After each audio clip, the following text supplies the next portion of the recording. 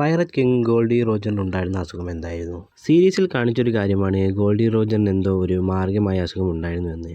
റോജറിൻ്റെ ശരീരം പതിയെ മരിച്ചുകൊണ്ടിരിക്കുകയായിരുന്നു. ക്രൂവിലെ ഡോക്ടറായ ക്രോക്കസിൻ്റെ സഹായത്തോടെയാണ് പൈററ്റ് കിങ് ആകുന്നവരെ റോജർ ജീവിച്ചുകൊണ്ടിരുന്നത്. ഈ അസുഖത്തെക്കുറിച്ച് സീരീസിലോ ഓഡ സെൻസിയോ ഇതുവരെ ഒഫീഷ്യലായി ഒന്നും പറഞ്ഞിട്ടില്ല.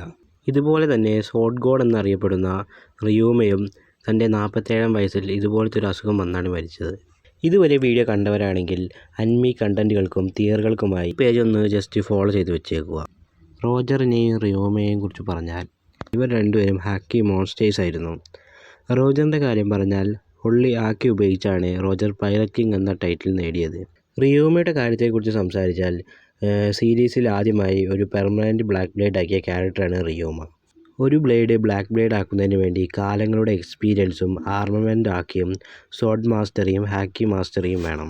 ഈ തിയറിയെക്കുറിച്ച് സംസാരിച്ചാൽ റോജറും റിയൂമയും ഹാക്കിയുടെ ഫുൾ പൊട്ടൻഷ്യൽ യൂസ് ചെയ്ത് ഇവർക്കൊരു ഹാക്കി ഡിസീസ് വന്നു എന്നാണ് ഈ തിയറി പറയുന്നത്.